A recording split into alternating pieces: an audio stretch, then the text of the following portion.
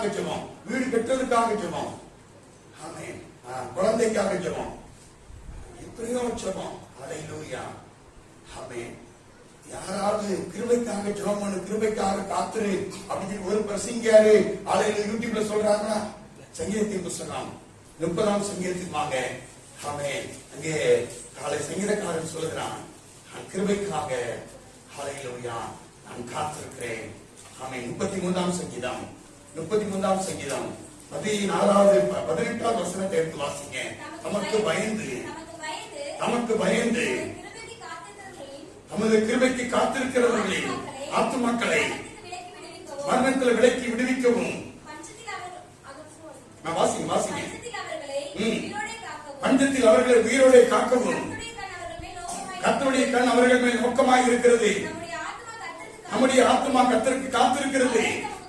அவரே நமக்கு துணையும் நமக்கு கேடகமானவர். நமக்கு பயந்து கிருபைக்கு காத்திருக்கிற குடும்பத்துக்கு பஞ்சம் இல்ல.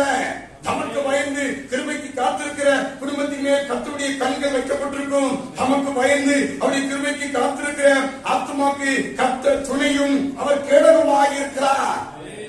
நீ அவருடைய கிருபைக்கு மாத்திரம் காத்திருந்தா போதும், நீ வீட்டுக்காக ஜெபம் பண்ண வேண்டிய தேவையில்லை. நீ கிருபைக்கு மாத்திரம் காத்திருந்தா போதும், வயிற்று வலிக்காக ஜெபம் பண்ண வேண்டிய தேவையில்லை.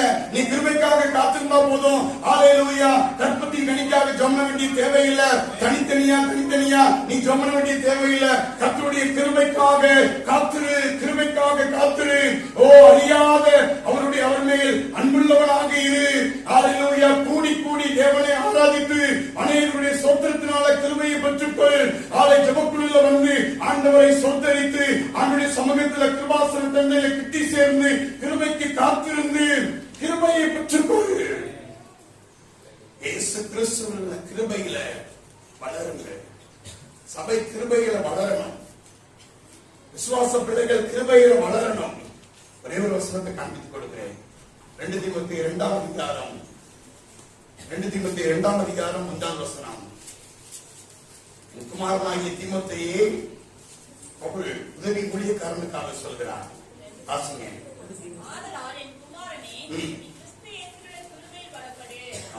2ஆம் அதிகாரம் 1ஆம் வசனம். ஆதலால் என் குமாரனே, என் ஊழியக்காரனே, ஊழியக்காரன் உதவி ஊழியக்காரனை பார்த்து என் குமாரனே என்று சொல்லி பவுல் சொல்கிறார். என் குமாரனே, இயேசு கிறிஸ்துவில் உள்ள கிருபையில பலப்படு. நீ கிருபையில பலப்படு, நீ கிருபையில பலப்படு. நான் ஆண்டவராகிய இயேசு கிறிஸ்துவை ஏற்றுக்கொண்ட ஆரம்ப நாட்களில் இந்த காலேஜில் இருந்து வந்த அந்த சில புத்தி இருந்துட்டே இருக்கு.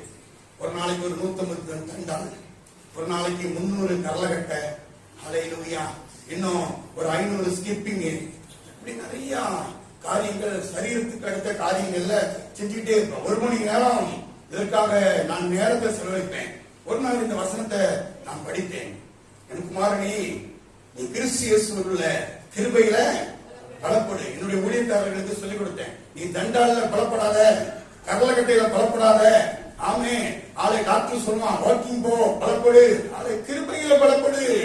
அவனுடைய பாதத்துல காத்திருந்து கிருபையில பலப்படு. கூடி வந்து ஜெபம் பண்ணி கிருபையை பெற்றுக்கொள். அநேகருடைய சோத்திரத்தினால ஹல்லேலூயா நீ கிருபையை பெற்றுக்கொள். தேவனை துதித்து ஆராதித்து கிருபையில வளருங்கள். கிருபாசன தண்டையில காத்திருந்து, கிருபைக்கு காத்திருந்து ஜெபம் பண்ணுங்க. கர்த்தர் உங்களை எல்லா விதத்திலும் அவர் ஆசீர்வதிப்பா.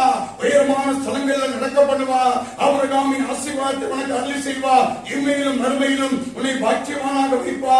இந்த பூமியில நீ வாழ்கிற நாட்கள் எல்லாம் ஒரு தாட்சியும் இருக்காது, ஒரு குறைவும் இருக்காது, ஒரு வியாதியும் இருக்காது, ஒரு சுகரம் இருக்காது. ஒரு சுகரம் இருந்தாலும் சுகர் உன்னை ஒன்றும் செய்யாது. ஹல்லேலூயா. கிருபையில பலப்பட்டா போதும், கிருபையில வளர்ந்தா போதும்.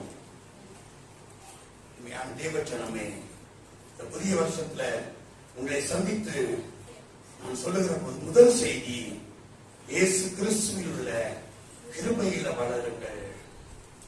ஆண்டவருடைய சமூகத்தில் உட்கார்ந்து அமர்ந்து நான் கிருபையில வளர்றதுக்கு நான் என்னெல்லாம் செய்யணும், நான் கிருபையில பலப்படுகிறதுக்கு நான் என்னெல்லாம் செய்யணும் யோசித்து இந்த வருஷத்துல கிருபையில வளருங்க.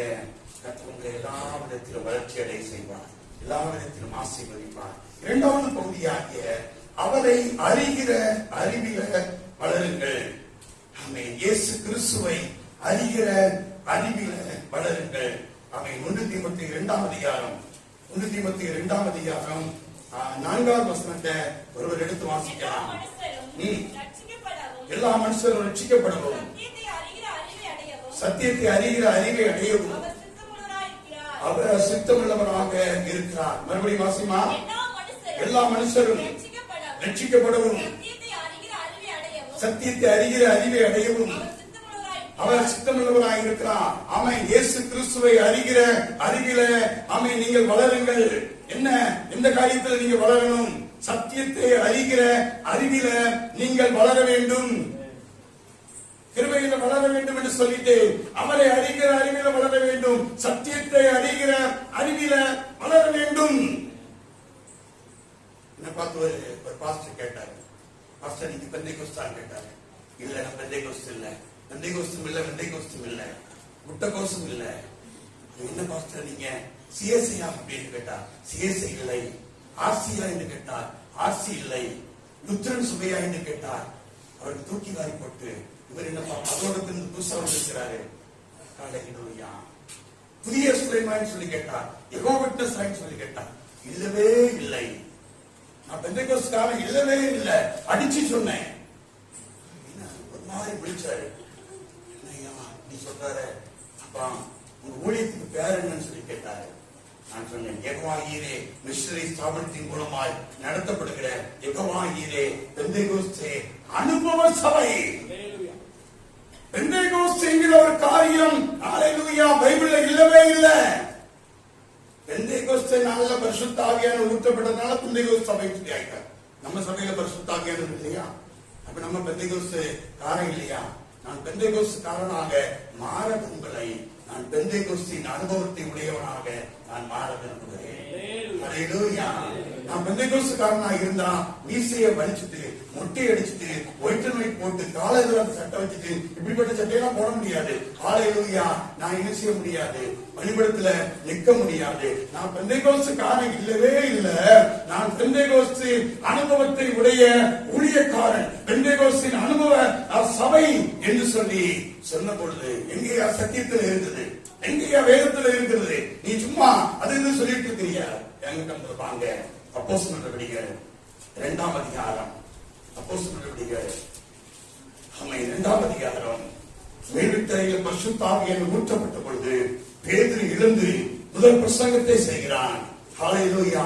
எல்லாரும் இதயத்தில் குத்தப்பட்டவர்களாக சகோதரர்களே நாங்கள் என்ன செய்ய வேண்டும் என்று சொன்ன பொழுது பேதுரு எழுந்து பிரசங்கித்த முதல் காரியம் ஆமென் ஹல்லேலூயா இந்த சபையினுடைய கட்டளை. ஆமென். வாசிங்க 38ஆம் வசனத்தில் இருந்து வாசிங்க பார்க்கலாம். 2ஆம் அதிகாரம் 38ஆம் வசனம். பேதுரு அவர்களை நோக்கி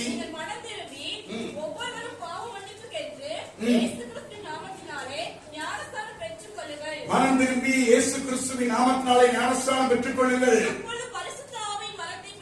பரிசுத்த ஆவியின் வரத்தை பெறுவீர்கள். இங்கே 3 காரியம் சொல்லப்பட்டிருக்கிறது. ஒன்று மனம் திரும்பி ரட்சிக்கப்படணும். 2வது ஞானஸ்நானத்தை பெற்றுக் கொள்ளணும். 3வது பரிசுத்த ஆவியின் அபிஷேகத்தை பரிசுத்த ஆவியின் வரத்தை பெற்றுக் கொள்ளணும். 3 காரியத்தை சொல்லுகிறார். அப்போ வாசிங்க அடுத்தல 40வது வசனத்தை வாசிங்க. 40வது வசனம். இன்னும் अनेक வார்த்தைகளாலும் சாட்சி கூறி மாறுபாடுள்ள இந்த சந்ததியை விட்டு விலகி 4வது மாறுபாடான இந்த சந்ததியை விட்டு விலகி உங்களை ரட்சித்துக் கொள்ளுங்கள் என்றும் புத்தி சொன்னான். அவருடைய வார்த்தையை சந்தோஷமாய் ஏற்றுக்கொண்டவர்கள் ஞானஸ்நானம் பெற்றார்கள். அன்றைய தினம் ஏறக்குறைய 3000 பேர் சேர்த்துக் கொள்ளப்பட்டார்கள். அவர்கள் அப்போஸ்தலருடைய உபதேசத்திலும் அந்யோன்யத்திலும் அப்பமிக்குதலிலும் ஜெபமணிதலிலும் உறுதியாய் தரித்திருந்தார்கள். எத்தனை காரியம் வந்துட்டு? 7 காரியம். இது அப்போஸ்தலருடைய உபதேசம். இது பெந்தேகோஸ்து சபையினுடைய ஹல்லேலூயா கட்டளை.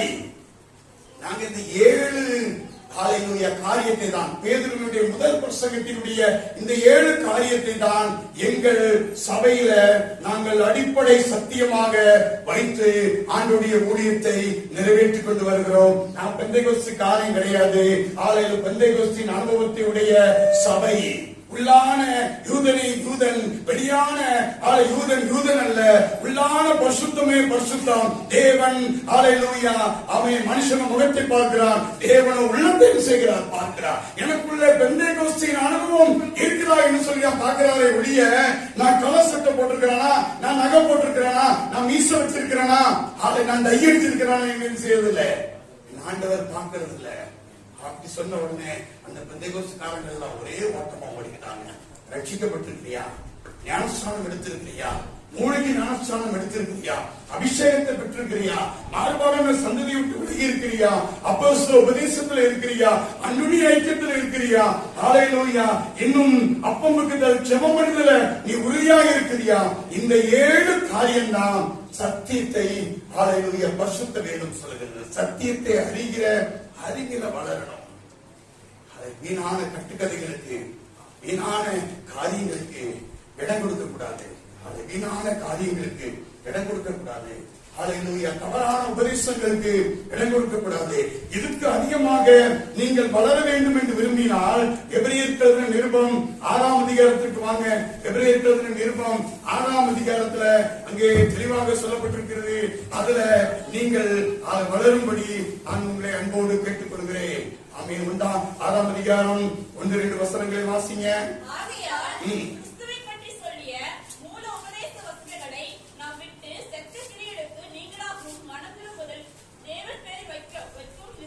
தேவன் பேரில் வைக்கும் விசுவாசம், ஸ்தானங்களுக்கு அடுத்த உபதேசம், கைகளை வைக்குதல், மரித்தோரை உயிர்த்தெழுதல், நித்திய நியாயத்திற்கு என்பவர்களாகிய அஸ்திபாரத்தை மறுபடியும் போடாமல் பூர்ணராகும்படி கடந்து போவோமாக. ஆமென். இதுதான் அடிப்படை சத்தியம். ஒருவேளை இந்த அடிப்படை சத்தியத்திலிருந்து நான் வளர்ந்து நான் பூரணராகும்படி கடந்து போக விரும்புகிறேன் என்று சொன்னால், நான் ஆண்டவருக்காக இன்னும் அதிகமாக அர்ப்பணித்து ஆண்டவருடைய ஊழியத்தை, ஆண்டவருடைய காரியத்தை செய்ய விரும்புகிறேன் என்று சொன்னால், கர்த்தர் உனக்கு அனுமதித்தால் நீ நகையை கலத்திக்கோ, கர்த்தர் உனக்கு அனுபவித்தால் வெள்ள போட்டுக்கோ, கர்த்தர் உன்னை அனுபவித்தால் ஹalleluya அந்த உலகத்தின் காரியத்தை எல்லாத்தையும் விட்டுட்டு எனக்கு ஒண்ணும் வேண்டாம். நிறைய பேர் செருப்பு போடாம ஊழியம் செஞ்சுட்டு இருக்கிறான். செருப்பு போடாம ஊழியம் செய்ய, எனக்கு வீடே வேண்டாம், எனக்கு இந்த பூமியில கூடாரம் தேவையில்லை, பரலோகத்தில் தான் எனக்கு நித்திய வீடு இருக்குது, நான் இந்த வீட்டுல நான் வாடகை வீட்டுல தான் இருப்பேன்னு சொல்லிட்டு வாடகை வீட்டுல இருந்து கொண்டிருக்கிறான். வாடகை வீட்டுல இருந்து ஹalleluya மரித்து பரலோக நித்திய வீட்டுக்கு போ, பூர்ணராகும்படி கடந்து போ, சத்தியத்தை அறிந்து கொள்ளுங்கள். இதற்கு மேலாக கள்ள தீர்க்கதரிசனம், கள்ள உபதேசம், சொப்பனம், ஹalleluya கண்ட கழுத்தை எல்லாத்தையும் விட்டுட்டு சத்தியத்தை அறிகிற நீங்கள் வளருங்கள். நேரம் இல்லாமல் இருக்கிறதுனால நமக்கு விளக்கி சொல்ல முடியல. 2 பேதுரு 1ஆம் அதிகாரம் 2-3 வசனங்களை வாசிக்கலாம். 2 பேதுரு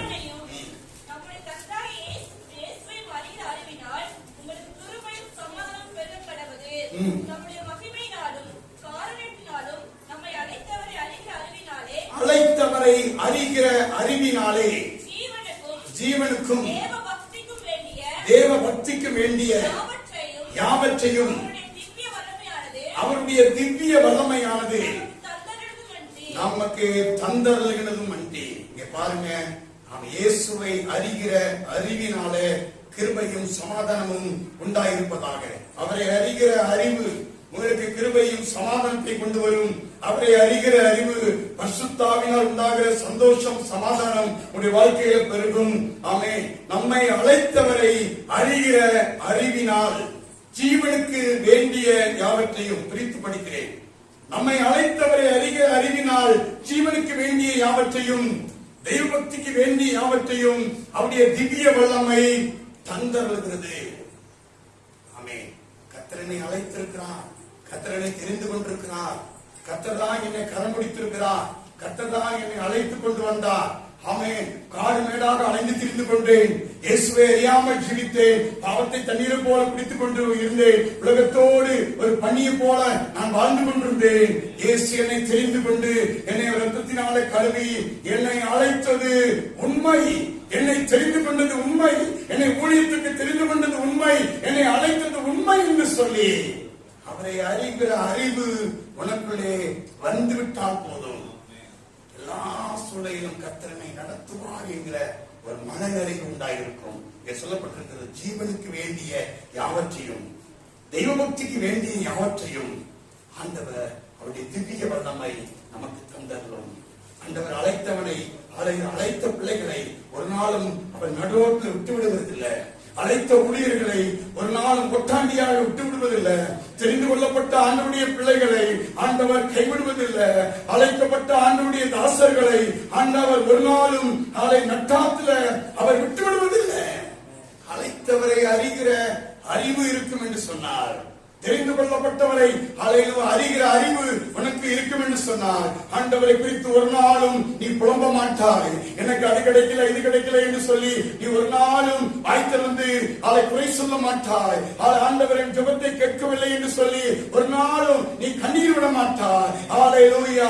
அழைத்தவரை அறிகிற அறிவு உனக்கு உண்டாயிருந்தால் ஜீவனுக்கு வேண்டிய யாவற்றையும் தெய்வபக்திக்கு வேண்டிய யாவற்றையும் ஆண்டவருடைய திவ்ய வல்லமை ஆண்டவருடைய பிரசன்னம் உனக்கு அது தந்தரும். ஆண்டவர் சில காலங்கள் சில கஷ்டத்தின் வழியாக நம்மை அனுமதித்திருக்கலாம். கஷ்டம் நமக்கு நிரந்தரம் அல்ல. சில தோல்விகள் வழியாக அனுமதித்திருக்கலாம். தோல்விகள் நிரந்தரம் அல்ல. சில வியாதி பலவீனத்தின் வழியாக நம்மை கடந்து போக அனுமதித்திருக்கலாம். அந்த வியாதி நமக்கு நிரந்தரம் அல்ல. கர்த்தர் எல்லா தீங்கிற்கும் நம்மை விலக்கி பாதுகாக்க, எல்லா பாடுகளிலிருந்தும் நம்மை விடுவிக்க, நம்மை மேன்மையான இடத்துல வைக்க, உயரமான ஸ்தலத்தில் நடக்க பண்ண கர்த்தர் உண்மை உள்ளவராக இருக்கிறார். அழைத்தவரை அறிகிற அறிவு உண்டாயிருக்க வேண்டும். மூன்றாவதாக கொலோசியர் 1 அதிகாரம் 9, 10, 11 3 வசனங்களை வாசிக்கலாம். நாங்கள் அதை கேட்ட நாள் முதல் உங்களுக்காக இடைவிடாமல் ஜெபம் பண்ணுகிறோம். நீங்கள் எல்லா ஞானத்தோடும் ஆவிக்குரிய விவேகத்தோடும் அவருடைய சித்தத்தை அறிகிற அறிவினாலே நிரப்பப்படவும் சகலவித நட்புரியுமாகிய கனிகளை தந்து தேவனை அறிகிற அறிவில் விருத்தி அடைந்து கர்த்தருக்கு பிரியமுண்டாக பாத்திரமாய் நடந்து கொள்ளவும் சந்தோஷத்தோடு கூடிய எல்லா பொறுமையும் நீதி சாந்தமும் உண்டாவதற்கு மகிமையான அவருடைய வல்லமையின்படி எல்லா வல்லமையாலும் பலப்படுத்தப்படவும் உங்களுக்காக வேண்டுதல் செய்கிறோம். பவுல் சபைக்காக என்ன வேண்டுதல் செய்கிறார்? ஹல்லேலூயா. அவரை அறிகிற, அவருடைய சித்தத்தை அறிகிற அறிவில என் ஜனம் நிரப்பப்பட வேண்டும். சகலவித நற்கிரிய நல்ல கனிகளை தர வேண்டும். தேவனை அறிகிற அறிவில விருத்தி அடைய வேண்டும். கர்த்தருக்கு பிரியமுண்டாக அவருக்கு பாத்திரமாக நடந்து கொள்ள வேண்டும். எல்லா வல்லமையிலும் பலப்படவும் ஆமென் மகிமை அடையவும் உங்களுக்காக வேண்டுதல் செய்கிறோம். ஹல்லேலூயா. சர்ச்சைக்கு வேண்டுதல் செய்து முதலே சொல்லிட்டேன். சர்ச்சை தலைவலிக்கும், காய்ச்சலுக்கும், வயிற்று வலிக்கும், ஆலையில் யூடியூப்காரங்க அதுக்கு மேல தேவலாம் ஆலையில் இருக்குதான் ஜோம் பண்றாங்க. ஆனா பவுல் ஒரு இடத்துல கூட வயிற்று வலிக்கு ஜோம் பண்ணதே இல்லை. வயிற்று வலிக்கு ஜோம் பண்ணதே இல்லை. ஒருவேளை பிரஜாதிகள் பவுல் ஊழியக்காரனை தேடி வரும் பொழுது, வியாதியோடு வரும் பொழுது அவர்களுக்காக சுவிசேஷம் சொல்லி கரங்களை வைத்து அவர் ஜெபித்திருக்கிறார். அற்புதம் நடந்திருக்கிறது. ஹல்லேலூயா. இப்போ நடக்கிற சுவிசேஷ கூட்டம் மாதிரி ஆண்டவர் இயேசு உங்களை அழைக்கிறார். அது வியாதியை எடுக்கிறவங்க ஓடிவாங்க, ஆளை வைத்தவரையில் இருக்கிறவங்க ஓடிவாங்க அப்படின்னு சொல்லி பவுல் ஒரு நாள் சுவிசேஷ கூட்டம் அவர் நடத்தவே இல்லை. அவர் சபைக்காக ஜெபித்திருக்கிறார். ஆமென். அவருடைய சித்தத்தை அறிகிற அறிவில நிரப்பப்படணும். எல்லா வல்லமையிலும் என் ஜனம் பலப்படணும். சகலவித நற்கிரியைகளை இந்த கனிகளை தந்து தேவனை அறிகிற அறிவில விருத்தி அடையணும் என்று சொல்லி அவள் குடைசி சபைக்காக ஜெபித்திருக்கிறார். உங்களுக்கு சொல்கிறேன், அவரை அறிகிற அவருடைய சித்தத்தை அறிகிற அறிவில நீங்க என்ன செய்யணும்? வளரணும். உங்கள் சத்தியத்தை அறிகிற அறிவில வளரணும். அழைத்தவரை அறிகிற அறிவில வளரணும். அவருடைய சித்தத்தை அறிகிற அறிவில வளரணும். நான்காவதாக எஸ்ஐயா எழுதின தீர்க்கதரிசன புத்தகம் 44 அதிகாரம் 3-4 வசனங்களை எடுத்து வாசிக்கலாம். எஸ்ஐயா 44:3-4 தாகமுள்ளவன் மேல் தண்ணீரையும் வறண்ட நிலத்தின் மேல் ஆறுகளையும்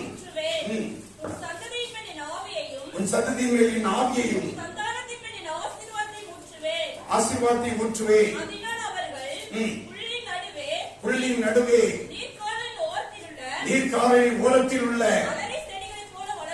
அலரி செடிகளைப் போல வளருவார்கள்.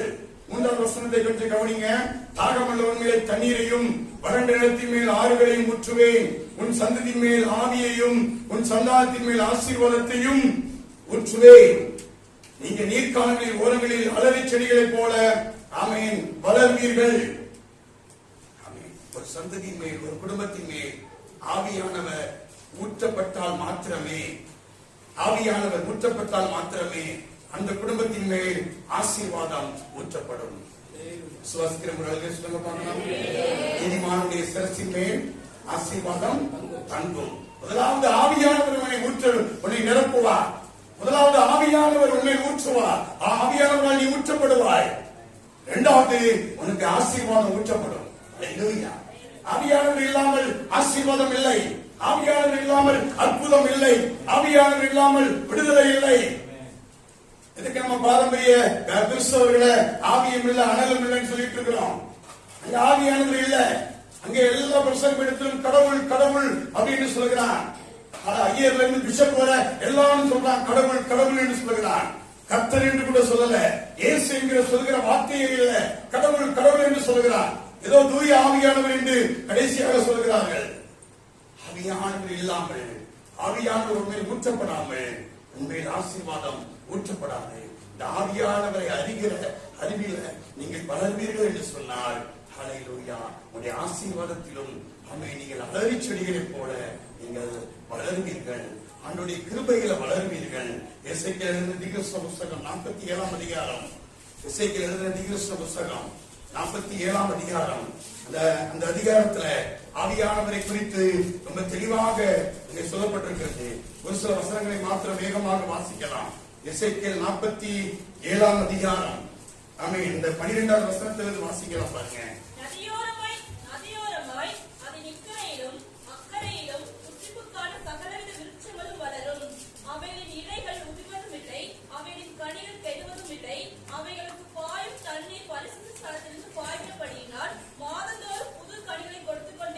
மாதந்தோறும் புது கனிகளை கொடுத்துக் கொண்டே இருக்கும். 3வது வசனத்திலிருந்து பார்த்தீர்கள் என்று சொன்னால் ஆமென்.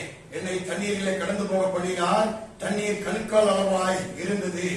அடுத்தது பாத்தீங்கன்னா ஆமென் தண்ணீர் ஹல்லேலூயா முழங்கால் அளவு இருந்தது. ஆமென். 4வது வசனத்தில் கடைசியில தண்ணீர் இடுப்பளவு இருந்தது. நான் நீச்சலாலும் கடந்து போகாதபடிக்கு அந்த நதியின் ஆழம் இருந்தது. அந்த தண்ணீர் போகிற இடமெல்லாம் ஆரோக்கியம் இருந்தது. 9வது வசனத்தை வாசிமா. சம்பவிப்பது என்னவென்றால் இந்த நதி போகும் இடமெங்கும் பிழைக்கும்.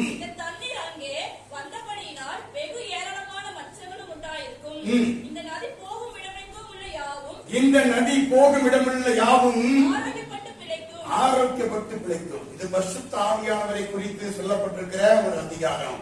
நான் இயேசுவை ஏற்றுக்கொண்டு நான் ஞானஸ்நானம் எடுத்து ஆண்டவருடைய அபிஷேகத்தை நான் பெற்றுக்கொள்ளும் பொழுது இந்த பரிசுத்த ஆவியானவர் எனக்குள்ளே ஊற்றப்படுகிறார். இந்த பரிசுத்த ஆவியானவர் என்கிற ஒரு ஜீவ நதி எனக்குள்ளே இருந்து புறப்பட்டு செல்கிறதாக இருக்கிறது. இந்த நதி எனக்குள்ளே இருந்து புறப்பட்டு அந்த நதி யாரையெல்லாம் தொடுகிறதோ எந்த குடும்பத்தை போய் சந்திக்கிறதோ அந்த குடும்பத்திற்கு விடுதலை உண்டாகிறது. பரிசுத்த ஆவியானவர் என் மூலமாக ஒருவரை தொடுகிறார். பரிசுத்த ஆவியானவர் என் மூலமாக ஒரு குடும்பத்தை சந்திக்கிறார். அவன் பரிசுத்த ஆவியானவர் என்னோடு கடந்து வந்து அவர் எபினேசராக அவர் கிறிஸ்தவராக என்னோடு கடந்து வந்து இந்த குடும்பத்தை தொடும் பொழுது இந்த குடும்பத்தை சந்திக்கும் பொழுது இந்த பரிசுத்த ஆவியானவர் மூலமாய் அந்த குடும்பத்திற்கு அவன் சுகம் உண்டாகிறது, வாழ்வு உண்டாகிறது. கர்த்தர் அந்த குடும்பத்தை ரட்சிக்கிறார். அல்லேலூயா அல்லேலூயா. ஆவியானவரை அறிகிற அறிவு ஆவியானவர் உங்களுக்குள்ளே ஊற்றப்பட வேண்டும். ஆவியானவர் என்கிற ஜீவ நதி உங்களுக்குள்ளே இருந்து புறப்பட்டு மற்றவர்களை சந்திக்க வேண்டும். ஃபாதர் அழகாக அவர் எழுதியிருக்கிறார். எனக்குள்ளே ஜீவ ஊற்று அது வற்றாது ஒரு நாளும். எனக்குள்ளே ஜீவ ஊற்று வற்றாது ஒரு நாளும் என் பாத்திரம் நிரம்பி நிரம்பி வழிகின்றது வழிந்து ஓடுகின்றது என் பாத்திரம் நிரம்பி நிரம்பி வழிகின்றது வழிந்து ஓடுகின்றது எனக்குள்ளே ஜீவமூற்று அது வற்றாது ஒரு நாளும் எனக்குள்ளே ஆவியானவர் அது வற்றாது ஒரு நாளும் எனக்குள்ளே அபிஷேகம் அது வற்றாது ஒரு நாளும். எதற்கு ஆவியானவரை கர்த்தர் நம்மை ஊற்றுகிறார்? எல்லாரும் அப்படி மைக் பிடிச்ச உடனே அதே ஸ்டைல அந்நிய பாஷை பேசுறதுக்கா?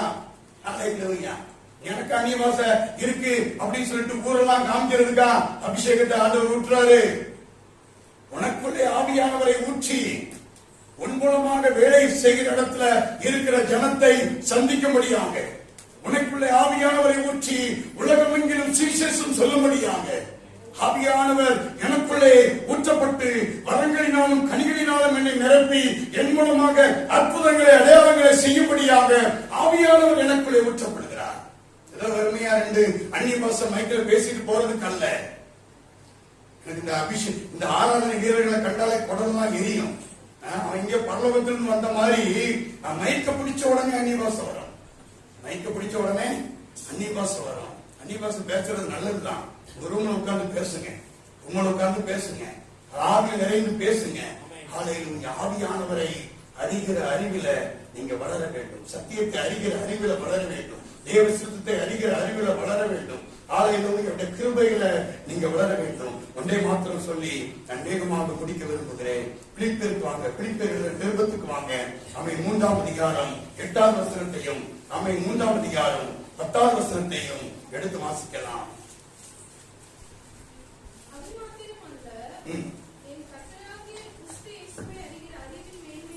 என் கர்த்தராகிய கிறிஸ்து இயேசுவை அறிகிற அறிவின் மேன்மைக்காக எல்லாவற்றையும் நஷ்டம் என்று எண்ணிக்கொண்டிருக்கிறேன். இப்படி நான் அவரையும் அவருடைய உயிர்த்தெழுதலின் வல்லமையையும் அவருடைய பாடுகளின் ஐக்கியத்தையும் அறிகிறதற்கும்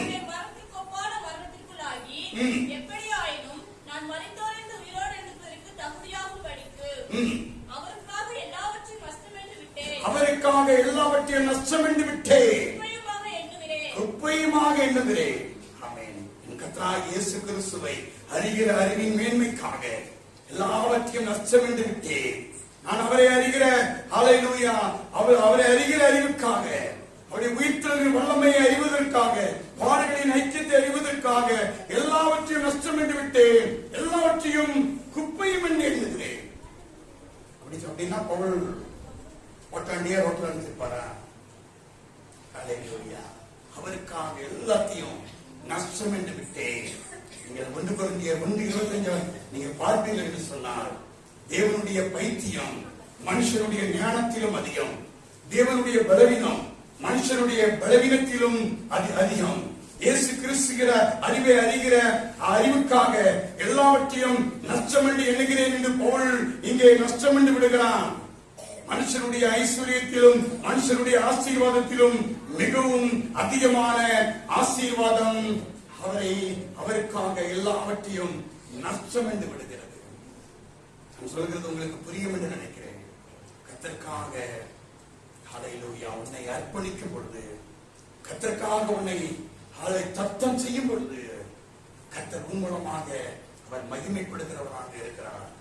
ஏக சுதன் என்றும் ஏக புத்திரன் என்றும் பாராமல் அது பலிபீடத்தில் வை என்று சொன்ன உடனே 100 வயதுல பெற்றெடுத்த ஹல்லேலூயா பிள்ளைய பலிபீடத்தில் வைத்தானே. ஹல்லேலூயா. ஆமென். தேவனுடைய மகிமையை அதுல வெளிப்பட்டது. யெகோவா ஈரே என்கிற நாமம் உள்ள தேவன் அவனுக்கு ஆசீர்வாதத்தை கர்த்தர் கட்டளையிட்டார். அது நம்முடைய ஊழியத்தினுடைய பிரதான நோக்கமே. உன்னுடைய மேன்மையை பலிபீடத்தில் வை. உனக்கு எது மேன்மையோ படிப்பு உனக்கு மேன்மை உன் சொத்து உனக்கு மேன்மையா, அதை பலிபீடத்தில் வை. நீ பலிபீடத்தில் வைத்தால் ஹல்லேலூயா, நான் உன் மூலமாக மகிமையான காரியங்களை நான் செய்வேன், நான் உன்னை ஆசீர்வதிப்பேன் என்று சொல்லி ஆண்டவர் இந்த ஊழியத்தை குறித்து ஆண்டவர் சொல்லியிருக்கிறார். எப்பெல்லாம் ஆண்டவருக்காக என்னை பலிபீடத்துல நான் வைக்கிறேனோ, எப்போதெல்லாம் ஆண்டவருக்காக என்னை நான் தத்தம் செய்கிறனோ, அப்பெல்லாம் ஆண்டவர் எனக்கு அற்புதம் செய்கிறத நான் பார்க்கிறேன். ஆண்டவருடைய மகிமை வெளிப்படுகிறத பார்க்கிறேன். ஆண்டவருடைய ஆசீர்வாதத்தை, ஐஸ்வர்யத்தை நான் காண்கிறேன். ஹல்லேலூயா. வெளியே புறப்பட்டு போய் கொழுத்த கண்களை போல கர்த்தர் என்னை வளர செய்கிறத, என்னை பெருக செய்கிறத நான் பார்க்கிறேன். அப்படியே தேவ சமூகத்துல எளிமை நின்று நம்ம ஏற்படுத்தலாம்.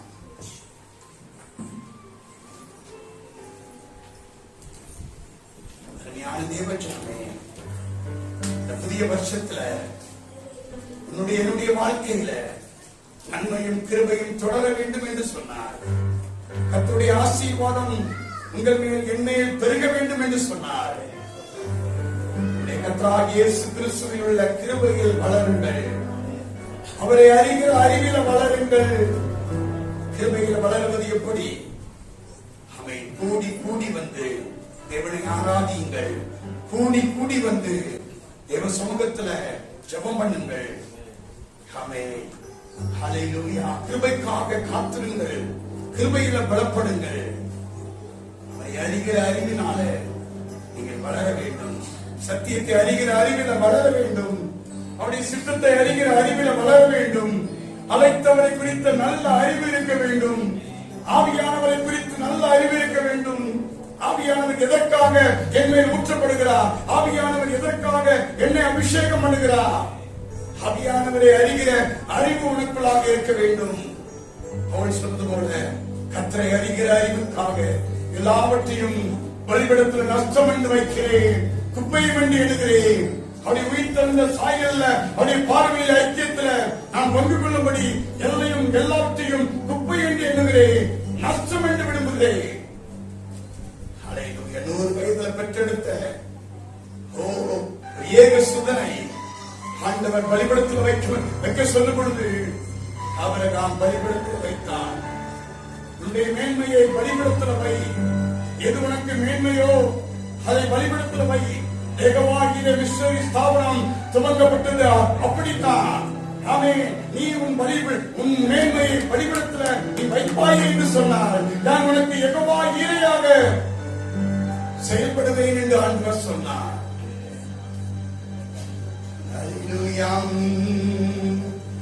இன்னும் உம்மை அறியனுமே, இன்னும் உம்மை அறியனுமே, இன்னும் கிட்டி சேரனுமே, இன்னும் கிட்டி சேரனுமே.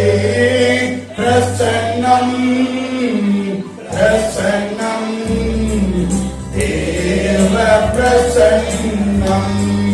அல்லேலூயா. பிரசன்னம் பிரசன்னம் தேவ பிரசன்னம். கரம் பிடித்த நாயகரே, கரம் பிடித்த நாயகரே, கைவிடாத தூயவரே, என்னை கைவிடாத தூயவரே. பிரசன்னம் பிரசன்னம் தேவ பிரசன்னம். அல்லேலூயா. பிரசன்னம் பிரசன்னம் தேவ பிரசன்னம். அன்பின் ஆண்டவராகிய நல்ல தகப்பனே, கிருபையும் இரக்கம் நிறைந்தவருடைய நல்ல அன்புக்காக நன்றி செலுத்துகிறோம். இந்த நாடு தேவனை கிருபையாய் தந்ததற்காக ஸ்தோத்திரம். உங்களை பாடி துதித்து ஆராதித்து வரவண்ணி ஆண்டவரே சன்னிதிகளை தியானிக்க, காணிக்கைகளை செலுத்த, கர்த்தருடைய நாமத்தை உயர்த்த நீங்க பாராட்டின நல்ல தெய்வத்துக்காக ஸ்தோத்திரம். அது மாத்திரமல்ல, இன்றைக்கு எங்களோடு கூட பேசின வார்த்தைகளுக்காக நாங்கள் நன்றி செலுத்துகிறோம். தேவனை அறிகிறதான அறிவிலே நாங்கள் வளரும்படியாக கர்த்தர் எங்களுக்கு போதித்ததற்காக நன்றி. வேதத்திலே ஆண்டவராகிய தகப்பனே, ஒவ்வொருவரும் உங்களை அறிகிற அறிவிலே வளர்ந்து உங்களை நாமத்தை உயர்த்தி மகிமைப்படுத்தி இருக்கிறதை நாங்கள் பார்க்கிறோம்.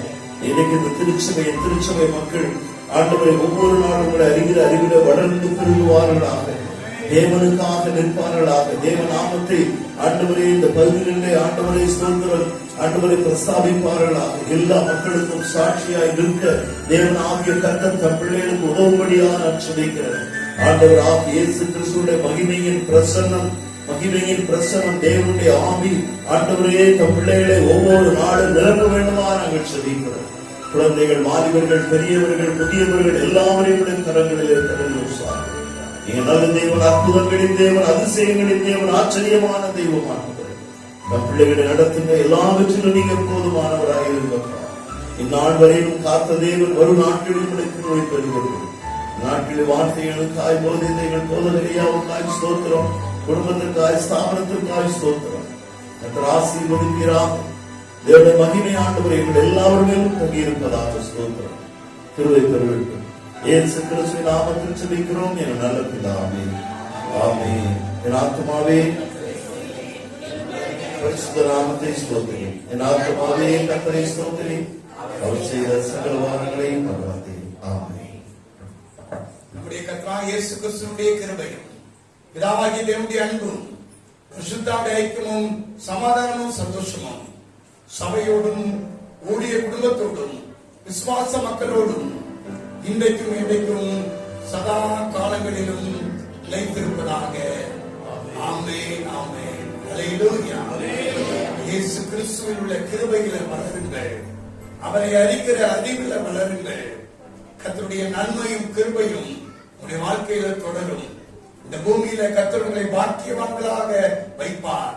ஒன்றிலும் குறைவில்லாதபடிக்கு நிறைவான ஆசீர்வாதத்தை, நிறைவான பலனை நீங்கள் பெற்றுக் கொள்வீர்கள். ஆண்டவர் தாமே உங்களை ஆசீர்வதிப்பாராக. ஆமென், ஆமென்.